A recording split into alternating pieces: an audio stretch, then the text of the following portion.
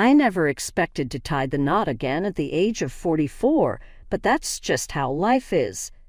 I go by Dorothy, and I met Robert during a retirement celebration for a coworker. 2 years older than me, he was delightful and successful. Not expecting to find love once my first marriage broke down, I concentrated on raising Emily, my daughter. But Robert altered everything. We ate right away and had the same dry sense of humor and appreciation of peaceful afternoons at home.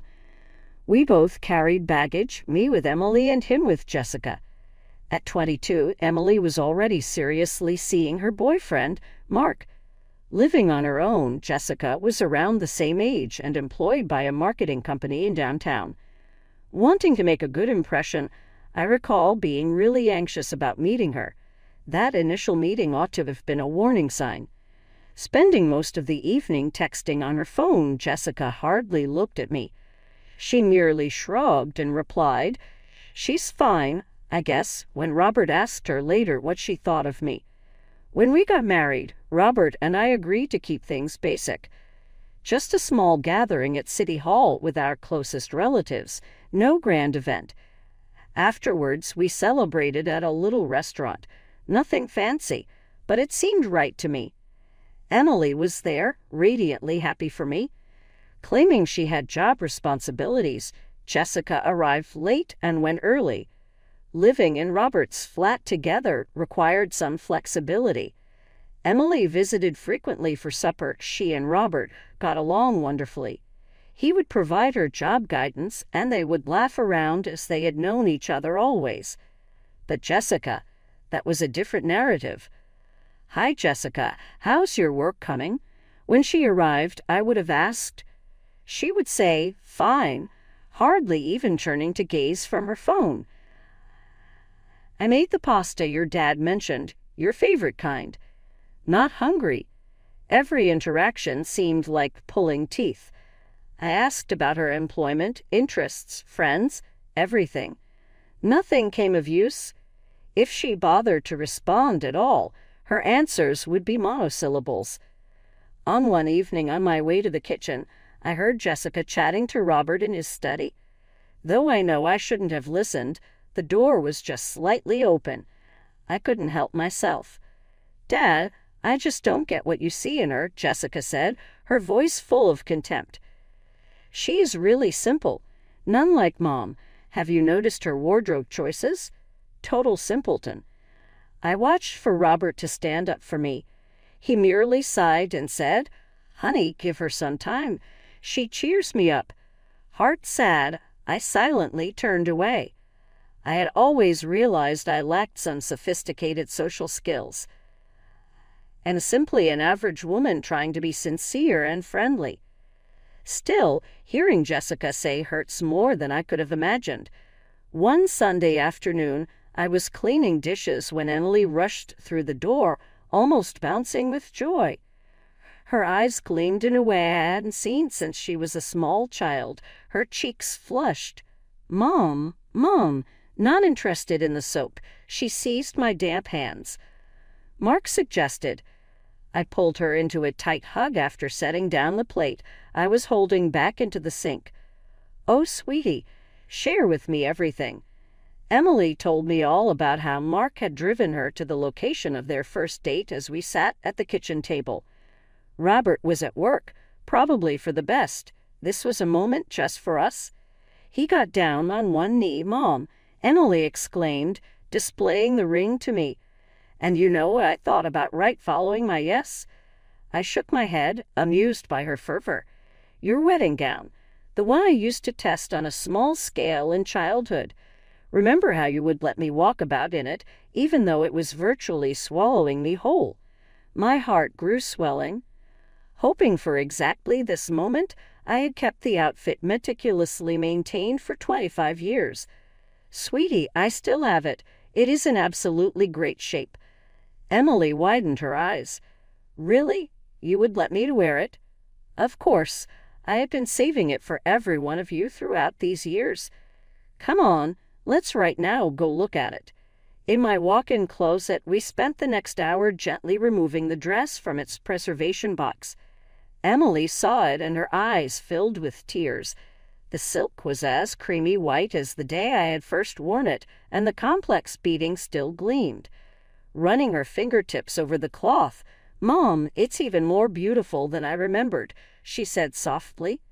"And you mentioned this came from that well-known designer, the one who passed away recently last year." I gestured. "Yeah, among his early works was this one. To pay for it, I saved months.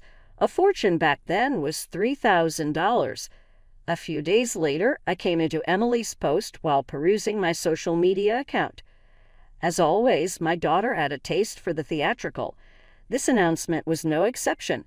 "In 6 months, I'll be walking down the aisle in something quite unique," she had said. My mother's vintage wedding gown created by one of the most venerable designers in fashion. Beginning a new family legacy, all of the women in our family will wear this bit of history. Looking forward sharing pictures of my lovely mother in her early years sporting her dress next to my wedding pictures. The remarks came in right away. Emily's buddies were gassing over it. "Oh my God, isn't that the designer whose old items are selling for like $50,000 now? You are quite fortunate. That garment has to be priceless. Tell me you will post the side-by-side pictures, please. That's quite a fantastic legacy." Emily answered them all, obviously gassing over the thrill. She said, "Mom spent roughly $3,000 on it back then. When someone inquired about the initial price, best investment ever, right?" Reading over the comments made me smile at my daughter's energy. But something in the back of my mind nagged at me, a weird sensation this social media post was going to generate trouble from. I simply had no idea how accurate that feeling would prove to be. One calm Thursday afternoon, the doorbell rang. I expected no one. Robert was at work. I nearly disbelieved my eyes as I opened the door and found Jessica standing there. She had never once visited me when her father wasn't home in the 3 years I had been married to Robert. "Can I come in?" she said, her voice remarkably courteous. "I have to talk to you about something." I moved aside, still adjusting to this unplanned visit. "Of course. Would you want some coffee?" "Not thanks." She headed straight to the living room and settled down, her luxury purse just on her lap. Her manner made me uncomfortable in some way. She seemed too calm, too intentional. "I saw Emily's post," she remarked, her fingers wriggling with the clasp of her handbag without prelude, "about the wedding dress." "Oh." Sitting across from her, I asked where this was headed.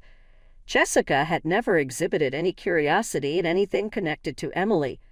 "My wedding is in 4 months," she said, squarely staring at me for what felt like the first time ever. 2 months prior to Emily's. Still not exactly following, I nodded. "Indeed, Robert highlighted that. The planning is going nicely, I hope." Jessica slightly leaned forward. "I intend to wear the dress." The words hung there between us. I felt momentarily as though I had misinterpreted her. "The designer dress," she answered, as though I may not grasp. "The one Emily put up regarding. I'd ought to wear it to my wedding." A few times my mouth opened and closed before I spoke. "Jessica, I doubt that would be suitable. Emily was promised that dress since she was a small child. But I'm getting married first," she said, her voice veering toward the edge I too well understood. "And right now I am your stepdaughter. Shouldn't that mean something?" Inhaled deeply to help me to organize my ideas. Jessica, Emily had dreamed about donning this outfit since she was small. When it was almost dragging on the floor behind her, she used to spin around in it. For more than 20 years, this has been our unique quality. "So schedule her wedding," Jessica remarked, as if it were the most obvious answer in the world. "Let me start wearing it first. She might then have it." I gave a slow head shake. "That is not how this operates." Emily and Mark issued save the dates and already reserved their site. "But listen, perhaps you should think about moving your wedding to after Emily's if you really intend to wear the dress. Then you might—" Are you really advising I put off my whole wedding?" Her gaze narrowed and her voice intensified. "Think about it logically." I tried to persuade her. "You will first be getting married. If you wear the dress, everyone will see it in your wedding pictures all across social media. Emily and you have many mutual acquaintances. They will all see both weddings.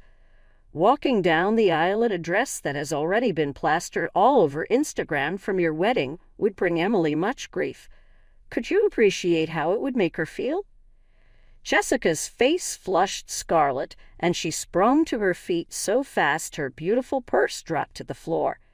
Her calm totally broken, she yelled, "You're just a selfish, greedy witch.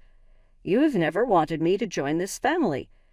Saying no to me most likely gives you some terrible pleasure." Startled by the explosive outburst, I got up as well. "Jessica, kindly, that isn't. Save it." Now she was almost shivering from wrath. "You're simply a gold digger who married my dad, and right now you wouldn't even perform one kind deed for his actual daughter. You are nothing but a nasty, frugal, depressed woman who believes she is unique since she owns some outdated, expensive clothing." She reached for her pocketbook from the floor while tears flowed down her face. Her black streaks down her cheeks were from running mascara. "Jessica, kindly take a seat. Let us now discuss this logically." "Reasonable. You wish logical." Now, as I knew the neighbors could hear, she was screaming quite loudly. "How is this for rational? You really hate me. I have loathed you always. And today I see I was correct about you all along." She bolted out the apartment, slamming the door so forcefully that the portraits shook the walls. My hands shaking, I slumped back onto the couch. I had never seen Jessica lose control like that in 3 years of coping with her cold shoulder. For the next few hours I was in a haze, going over the conversation in my thoughts and wondering whether I could have handled it better. My gut contracted when I heard Robert's key in the lock that evening. I sensed what was about to happen. He skipped even removing his coat. "What the freak did you do to my daughter?" "Robert, kindly let me clarify." "Explain what?" He dumped his briefcase on the seat. "How could you cause my little daughter to wither? How could you not do one basic act for her?" I drew in a long breath. "You know this, it's not easy. Emily has been promised that garment since she was a small child. For 25 years, this has been our particular thing. Jessica is your family today, too." Robert's voice awakened. "At least she ought to be. Her name is Dorothy, my daughter, and you treat her as though she were nothing. That's not equitable." Tears were prickling at my eyes. "I have worked really hard with Jessica. I have experimented for 3 years. Still, this is not about tolerating her. This relates to a vow I promised my daughter long before I came across you." "It's just a dress," Robert yelled. "Today. She only wants it. It is not only a dress." I was now yelling as well. "It represents all I promised my daughter. It's about her early dreams and the custom we were going to do together. How can you not observe that? All I see is my wife turning away a kind deed for her daughter, something she would enjoy on the most significant day of her life. And regarding Emily, regarding her satisfaction, what about it? Does that at all concern you?" Robert's visage grew firm. "Emily is not my daughter." Between us, those 4 words hum like poison. Breathing heavily, we looked at each other across the living room and knew we had passed a line from which we would not be able to readily return. In our apartment, the solitude was intolerable. Robert slept in the guest room for the following several days.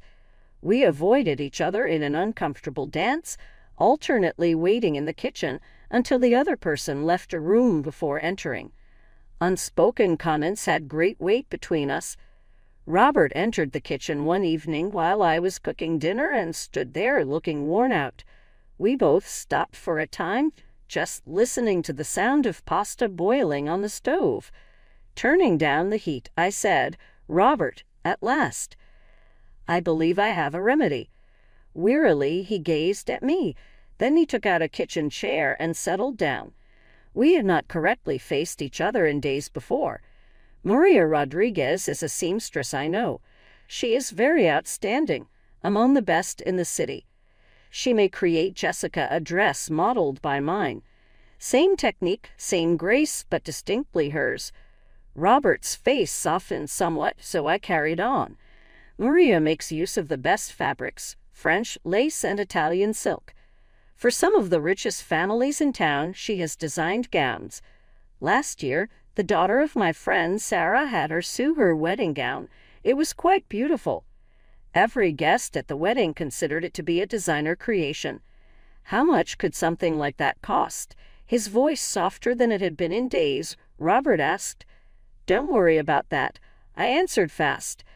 I would want to pay for it. That would be Jessica's wedding present. Robert, I truly want to right things here. I want to let Jessica know I too worry about her happiness. Hope seemed to flutter in Robert's eyes.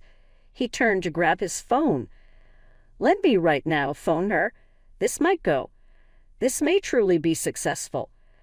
I held my breath while he put Jessica's phone on speaker after dialing it. On the third ring, she responded. Dad. Sweet, pay attention. Dorothy has a really brilliant idea. One amazing seamstress could create you a dress exactly like. Are you mocking me? Jessica's words sliced like a knife across the kitchen. A knockoff. You want me to wear some inexpensive imitation outfit created by some haphazard local seamstress. Jessica, she's really quite well. I made an attempt to interrupt. She yelled, Shut up, over the phone. I wish not to hear your voice. I am looking for the dress. The dress designed by the designer. Not some miserable copy from some nobody's dressmaker. Sweetheart, just pay attention, Robert said. No, you really listen. I had to have the dress, that identical garment, not in some bargain basement imitation, as I walking down the aisle. God, I find it unbelievable that you are even implying this. Please, Jessica, please. This is nasty. I would sooner wear a garbage bag than some imitation garment. Call me back only if you intend to let me know I may get the genuine thing. The call stopped suddenly, Robert and I sitting at our kitchen table in shocked silence, though neither of us moved to turn off the boiling spaghetti on the stove. Robert's phone rang when I was brewing coffee early the next morning. He looked at the TV and turned it on speakers right away. Hello, Dad. The kitchen came alive with Jessica's voice. She sounded almost calculated, less than yesterday. I have been considering the whole matter. Robert shot me a hopeful glance. Indeed. What is on your mind, sweetheart? Well, since your wife is acting rather stubborn about the dress, she avoided using my name as I observed. I came upon still another fix. I came upon this really fantastic designer clothing. It is exactly right. Actually, she's stockpiling a better than old one. That's perfect, honey. Robert smiled. Problem solved, then. Very nearly. It's 20,000. I almost knocked over my coffee mug. You could simply give me the money since she won't be giving me the dress. Only fair, then. Expecting Robert to brush it aside, it focused closely on his face. Rather, he was nodding with consideration. Let me consider it, honey. We could be able to arrange something. I lost it at that point. Are you out of your mind? I went off. 20,000. With his palm, Robert covered the phone. Dorothy, kindly. No, you would kindly. Now I was shivering with rage. You are already paying for her whole wedding. The location, the food, the flowers, everything. And the 2 weeks honeymoon in the Maldives? Have you totally lost your sense? The speaker picked Jessica's voice. Oh, fantastic, she is right here. Always seeking control over everything. This is ridiculous. I carry on. This is not now about the dress. You are becoming victim to emotional manipulation here. Robert's face took on gloomy tones. Had you simply handed her the outfit in the first place, none of this would be occurring. Dorothy once asked one day. She wanted one darn day, that is all. Oh, so I am at fault here.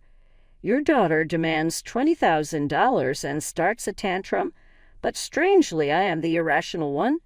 Indeed, it is your fault. Now he was yelling as well. It is you who began all of this. It is you who failed one modest sacrifice for the happiness of my daughter. Minor sacrifice. You ask me to break a commitment I made to my daughter 25 years ago, and you expect me to make a little sacrifice. Dad, Jessica said, her voice cutting in, are you going to let her address you like this? I felt something crack within of me. I went to our bedroom without another word and opened my suitcase. Robert trailed me. What are you doing? What does it look like? I began stuffing clothes into the suitcase. I'm heading out. I'm returning to my old flat. You're being ridiculous. No, what's ludicrous is that here you cannot see what is happening. It's absurd that you would be ready to toss our marriage over a spoilt outburst and $20,000. Stop, Dorothy. Still, I was zipping the suitcase already. I went to the door with my keys, handbag, and Jessica's phone call was the last sound I heard before I departed. Dad, are you still on there? About that money.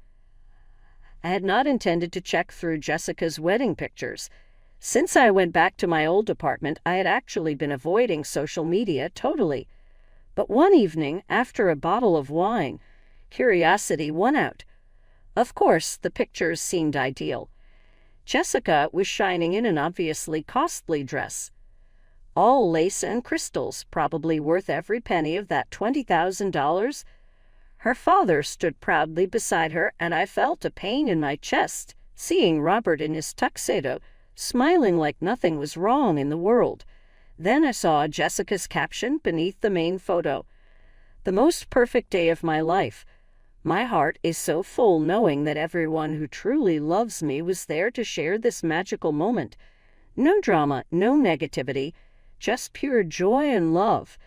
So grateful that nobody who wanted to spoil this special day was present.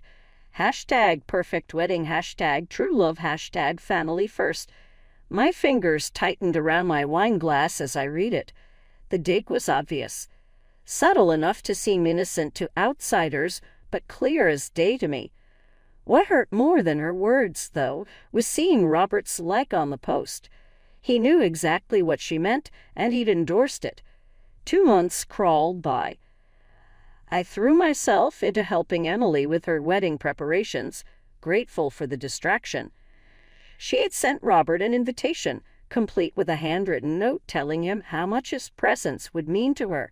He never responded. The morning of Emily's wedding dawned bright and clear.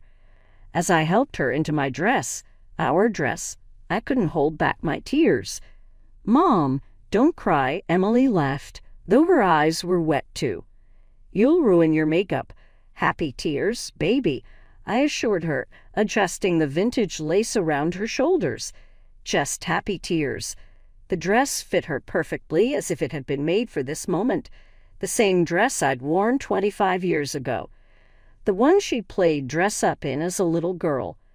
Seeing her in it now, radiant and grown-up, made every bit of drama worth it. "I can't believe I'm finally wearing it for real," she whispered, turning to look in the mirror. "It's even more beautiful than I remembered. The ceremony was everything we dreamed it would be."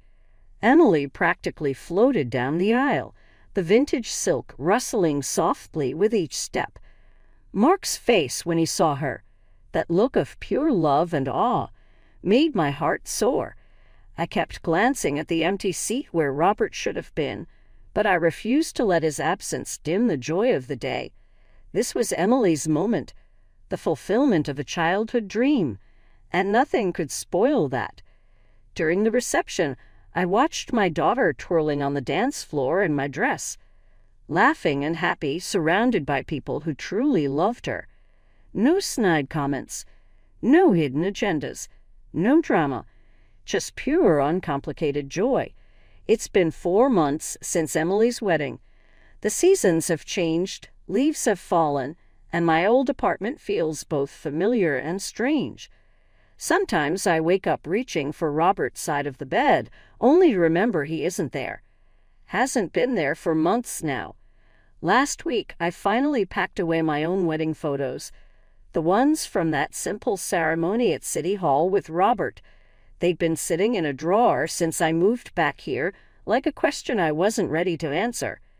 As I tucked them into a box, I found myself wondering if he ever thinks about that day, about how happy we were before a wedding dress, of all things, tore us apart. Emily visits often. She and Mark are settling into married life beautifully, and seeing her happiness helps confirm that I made the right choice. Yesterday, over coffee, she asked if I regretted not giving Jessica the dress. No, I told her honestly. Some promises need to be kept, no matter the cost. She squeezed my hand and said, "I'm sorry it cost you your marriage, Mom." But was it the dress that ended things, or did it just expose cracks that were already there? Robert and I haven't spoken since Emily's wedding. No calls, no texts, not even through lawyers. Just silence. He hasn't made a single attempt to reach out, to try to understand my side of things, to find a way forward together. Sometimes when I'm alone at night, I imagine him picking up the phone, finally ready to talk. I picture us working through this, finding our way back to each other. After all, we did love each other once. Deeply, genuinely. Part of me still does, but I won't be the one to make that first call. I offered solutions. I tried to compromise. I even offered to pay for a beautiful, custom-made dress for Jessica. Besides, what more could I have done? Some may argue I'm being stubborn, that pride is not worth sacrificing a marriage. This is not about pride, though. It's about defending what is right. Regarding your word-keeping, about helping your kids to understand that their emotions and aspirations count. Now Emily's bridal dress lies in her wardrobe covered in memories and tissue paper. Sometimes I consider how much suffering might have started from something so lovely, designed to represent love and tradition. Then I recall Emily's face wearing it. She shone as she made her way down the aisle, and I am sure I would choose the same thing once more. Perhaps Robert will get that someday. Perhaps one day he will understand that real love is helping each other to uphold values rather than merely caving in to demands. Perhaps eventually we will be able to return to the basic pleasure we once enjoyed. I will be here in my old apartment living with choices till then, though. Sometimes acting morally requires following a lonely road, and occasionally love entails knowing when to be firm, even if that means standing alone.